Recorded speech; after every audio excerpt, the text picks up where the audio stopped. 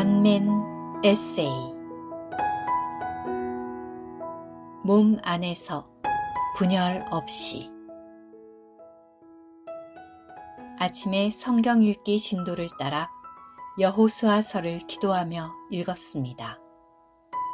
비록 22장 안에 그리스도의 몸이라는 말은 없었지만 읽어나가면서 받은 인상을 통해 신약 용어인 몸의식이 무엇인지를 깊이 생각하게 합니다.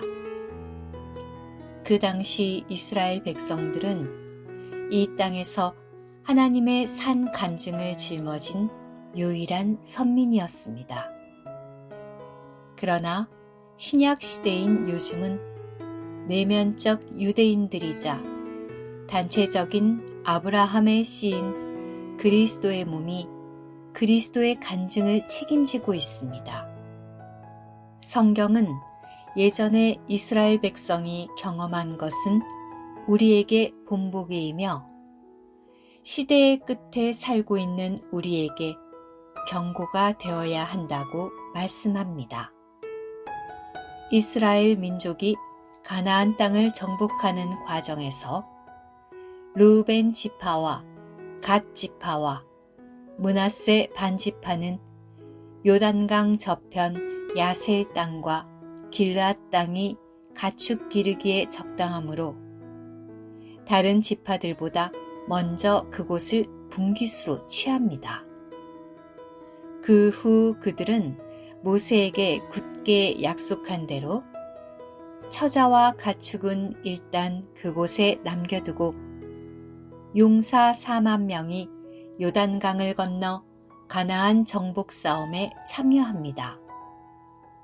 여호수아 22장은 약 7년가량 이어지던 가나안 1차 정복 전쟁이 마감된 후에 두 지파 반이 여호수아의 허락과 축복의 말을 듣고 자기 장막으로 돌아간 후에 일어난 한 사건을 다룹니다. 즉, 그들이 수유지인 길르앗으로 돌아간 후 요단 언덕가에 큰 단을 쌓은 것이 이야기한 쌍방의 갈등을 다루고 있습니다. 르우벤 자손과 므낫세 반 지파가 가나안 땅 요단 언덕가에 이르자 거기서 요단가에 제단을 쌓았는데 보기에 큰 제단이었더라. 여호수아기 22장 9절에서 10절. 단지 제단 하나 쌓았다고 내전까지 불사할 기세로 긴장이 촉발된 상황을 놓고 주님 앞에 묵상할 때 몇 가지 마음에 떠오르는 것이 있습니다.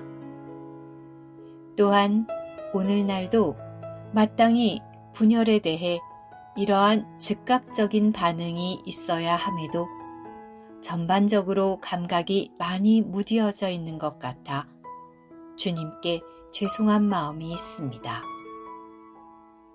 첫째, 몸 안에서 교통의 부족은 갈등을 가져옴.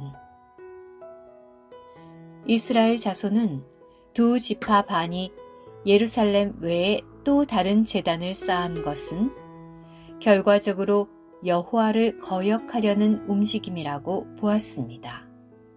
그래서 이스라엘 자손의 온 회중이 실로에 모여서 그들과 싸우러 가려고 했습니다. 그러나 막상 실상을 알고 보니 그 단은 훗날 세월이 흐른 후에 이스라엘 회중의 후대들이 강 저편에 있는 자신들의 후손들을 배제시킬 것을 우려하여 모두가 한 백성임을 상기시키는 증표로 삼으려고 한 것이었습니다. 따라서 쌍방의 오해는 풀렸고 그것은 이스라엘 자손을 즐겁게 했습니다.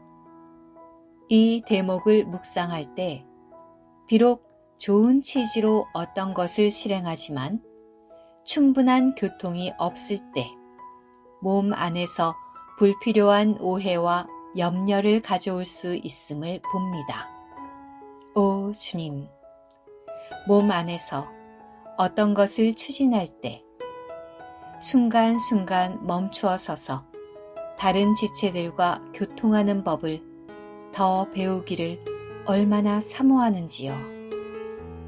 둘째, 주님의 몸은 공동 운명체임.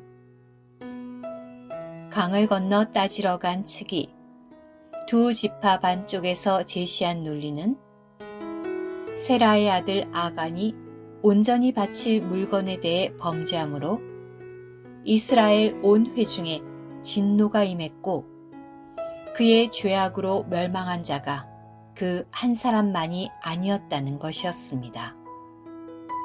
즉, 부올의 죄악의 사례에서 보듯이 일부가 죄를 지어도 이스라엘 백성 전체에게 화가 임하는데 당신들이 죄를 지어 우리 전체가 망하게 되는 것을 가만히 보고 있을 수는 없다는 것이었습니다. 이스라엘 백성들은 광야 생활이나 가나안 땅에 들어가서 원주민들과 싸우는 과정에서 자신들이 여호와 앞에서 공동 운명체임을 깨닫게 된 많은 일들을 겪었습니다. 즉, 미리암이 육신의 동생인 모세를 비난하다가 문둥병이 걸려 정결케 되는 7일 동안 미리암 개인만이 아니라 이스라엘 백성 전체가 진행을 멈추고 그녀가 정결케 되기를 기다려야 했습니다. 위 아간의 죄 역시 특정 개인이 저지른 것이었지만 그러한 개인의 숨은 죄악이 이스라엘 백성이 아이성 전쟁에서 패배하게 된 숨은 원인이 되었습니다. 이러한 사례들은 오늘날 하나님의 백성들인 우리가 처한 현실을 돌아보게 합니다. 1054년 동서방 교회의 대분열 이전에는 참된 교회의 통일성을 깨는 분열은 지금과 달리 매우 심각한 문제였습니다.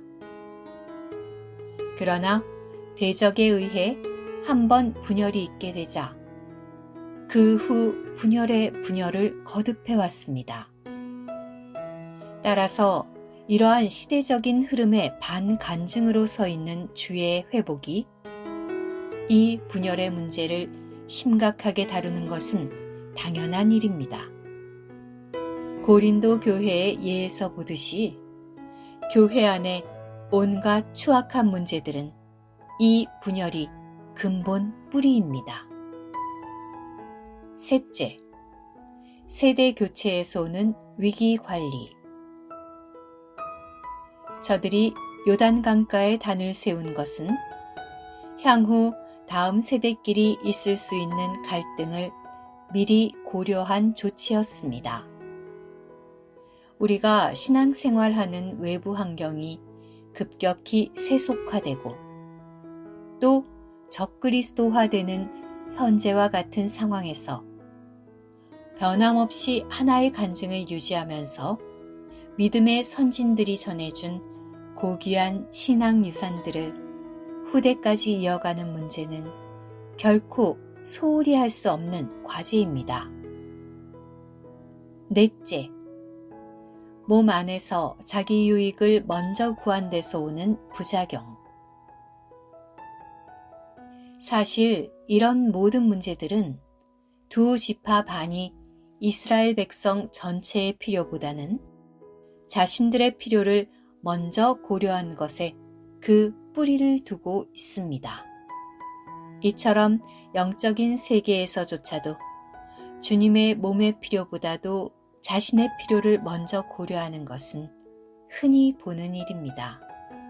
사도 바울도 모두가 자신의 일만을 관심하고 그리스도 예수님의 일은 관심하지 않으므로 자기와 같은 혼이 되어 빌립보 교회를 진심으로 돌볼 사람이 디모데밖에 없다고 말하고 있습니다.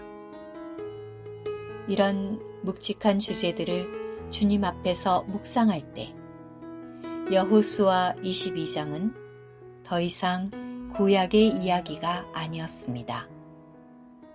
대신에 현재 우리가 처한 상황을 폭로하고 투명하게 비추는 엑스레이와도 같이 다가옵니다.